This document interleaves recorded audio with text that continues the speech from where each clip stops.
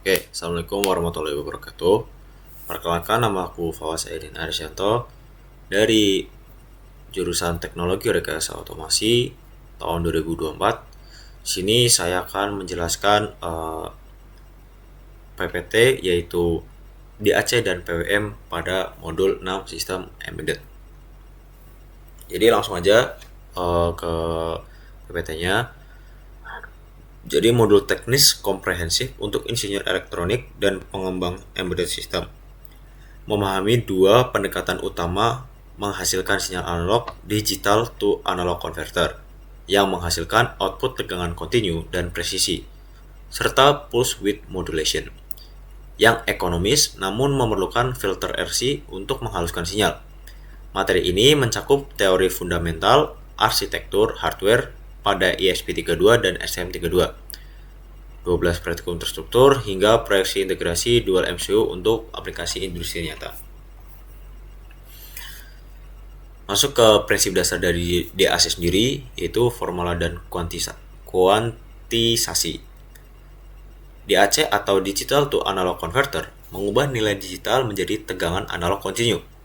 Setiap nilai digital dipetakan ke level tegangan diskrit berdasarkan resolusi DAC dan tegangan referensi. Proses ini melibatkan 3 tahap, yaitu ada sampling, pengambilan nilai diskrit dari sinyal kontinu, ada kuantisasi, yaitu pembulatan ke level terdekat, dan ada encoding, yaitu representasi biner dari level kuantisasi. Masuk ke formula terlebih dahulu. Formula output dari DAC sendiri yaitu V out sama dengan V referensi dikali digital value dibagi 2N. Contoh, 8 bit dengan tegangan referensi yaitu 3,3 volt dan inputannya 128. Jadi 3,3 volt dikali 128 dibagi 256 sama dengan menghasilkan 1,65 volt. Untuk contohnya seperti itu. Nah, untuk masuk ke resolusi versus jumlah level. Jadi kalau biasanya 8 bit itu menghasilkan 256 level, 10 bit menghasilkan 1024 level, 12 bit menghasilkan 4096 level, dan 16 bit yaitu 65536 level. Resolusi lebih tinggi menghasilkan step tegangan lebih kecil dan representasi sinyal lebih halus, namun memerlukan bandwidth lebih besar dan waktu settling lebih lama. Pemilihan resolusi harus disesuaikan dengan kebutuhan aplikasi. Arsitektur DAC, R2R, ladder, weighted resistor, dan delta sigma. 3 arsitektur DAC utama memiliki karakteristik berbeda dalam hal kompleksitas, kecepatan, resolusi, dan konsumsi daya. Pemilihan arsitektur sangat bergantung pada kebutuhan aplikasi, audio, motor, sensor conditioning, atau instrumentasi presisi. Masuk ke R2R ladder, yaitu menggunakan jaringan resistor dengan nilai R dan 2R berulang. Berdasarkan prinsip superposisi, setiap bit memiliki bobot tegangan sesuai posisinya.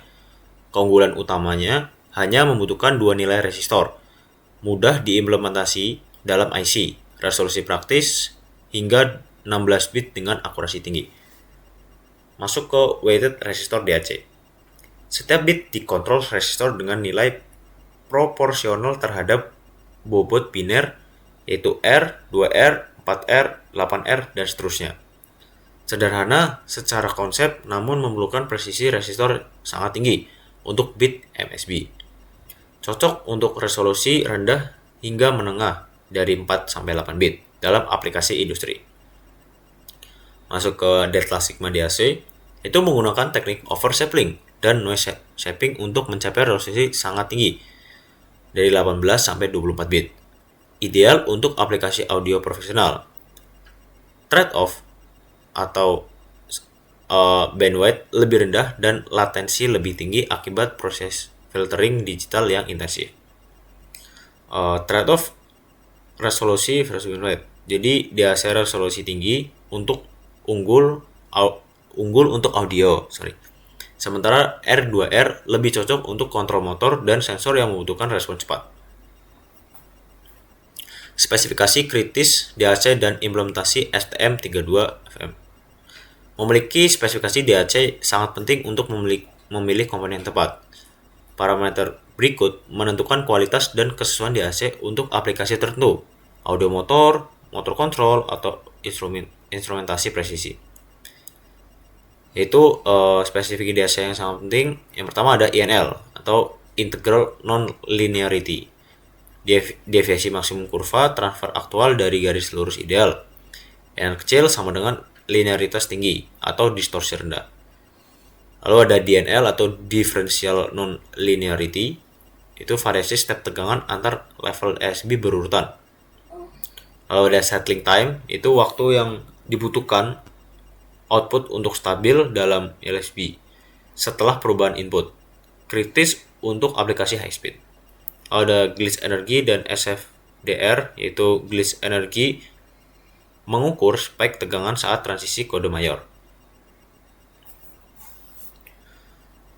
Lanjut pada PWM sendiri, PWM sendiri yaitu pulse width modulation, menghasilkan sinyal digital dengan duty cycle bervariasi. Nilai rata-rata tegangan sebanding dengan duty cycle. Dengan filter RC low pass, PWM dapat dikonversi menjadi sinyal analog yang smooth. Solusi ekonomis pengganti DAC dedicate. Oke. Lalu untuk rumus duty cycle sendiri yaitu T on dibagi T on ditambah T off dikali 100%. Dan untuk tegangannya, tegangan average atau rata-rata itu tegangan maksimal dikali duty cycle. Tuh. Lanjut ke filter RC low pass, itu fungsinya menghaluskan ripple PWM menjadi tegangan DC murni dengan rumus 1 dibagi 2Pi RC. Lanjut ke ESP32, DAC internal dan LEDC PWM. ESP32 menawarkan dua jalur output analog, DAC internal 8 bit untuk sinyal wave continue dan LEDC LED control PWM 16 channel untuk kontrol motor, LED, dan servo dengan fleksibilitas tinggi. Yang pertama ada DAC internal ESP32 8 bit, memiliki dua channel DAC yaitu GPIO 25 atau DAC1 dan GPIO 26 atau DAC2. Resolusi bitnya 256 level. Untuk tegangannya dari 0 sampai 3,3 dan stepnya 12,94 mV. Lanjut ke LEDC PWM, itu 16 channel, 8 channel high speed atau 80 MHz clock ditambah 8 channel low speed, 4 timer independen, resolusi 1 sampai 16 bit. Dan ada STM32 servo control, itu 50 Hz. Konfigurasi timer untuk servo SG90, PSC prescale 720, RR 2000 dan periode 20 ms. Dan untuk praktikumnya, jadi ada 12 di sini. 12 cara. Yang pertama ada DAC voltage output, ada sign logbook table, triangle, sawtooth, audio tone, LED breathing, LED serial input, dan ada banyak lainnya. Jadi yang kita bahas dari teorinya terlebih dahulu, dan ini untuk praktikum dan proyeknya. Lanjut aja kita ke videonya. Sebelum ke videonya berarti kita ke codingannya terlebih dahulu.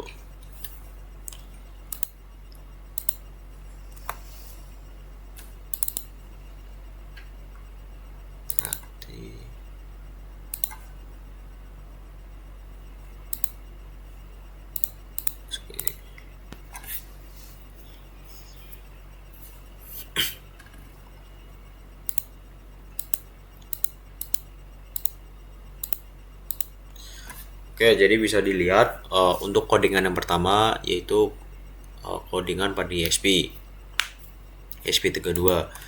Jadi di sini ada 4 library. Yang pertama ada stdio.h, ada FreeRTOS atau FreeRTOS.h, ada FreeRTOS atau FreeTask.h, dan ada ESP log.h.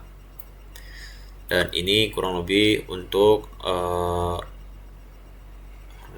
codingan dari ESP32-nya. Misalnya di sini.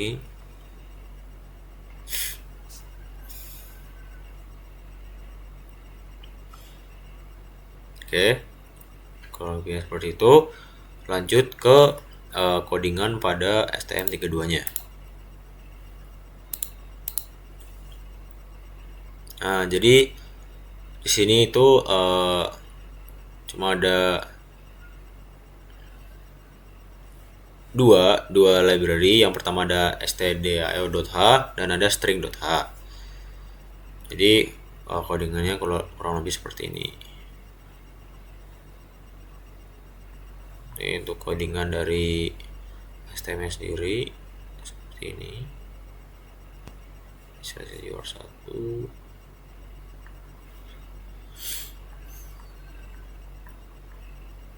Nah, seperti ini.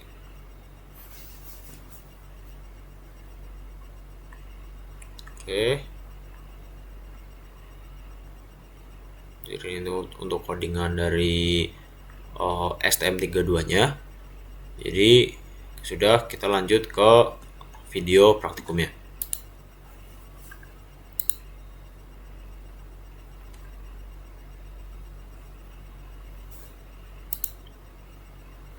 Nah, jadi sebentar, betul ya. Oke, betul. Jadi yang pertama ini untuk codingan terlebih dahulu. Apakah sudah benar dari codingan ESP-nya? Lalu kita lanjut ke video praktikumnya. Jadi di sini secara teorinya harusnya potentiometer ini bisa menyalakan LED ini dan juga ada data real time-nya. Cuma kebetulan dari praktikum kemarin dari kelompok kami ada sedikit mungkin kita dapat LED yang kurang cerah. Sebenarnya ini udah nyala gitu. Dari tegangan DAC dan ADC-nya juga sudah keluar. Cuma mungkin di sini tidak terlalu kelihatan. Cuma ketika diputar bakal ada di kondisi redup atau sedikit terang dari LED sendiri. Itu untuk yang LED-nya. Lalu untuk yang motor servonya. Jadi untuk motor servonya sendiri kebetulan sudah aman. Kita putar-putar, dia bakal mengikuti dari motor servonya. Dan ini juga ada untuk codingan-codingannya. Jadi kita putar, dia juga bisa putar ke kiri, dia bakal muter kiri, ke kanan dia bakal muter ke kanan. Seperti itu. Nah, seperti ini. Nah, udah. Oke, kurang lebihnya seperti itu untuk modul 6 kali ini, yaitu DAC dan PWM. Terima kasih. Wassalamualaikum warahmatullahi wabarakatuh.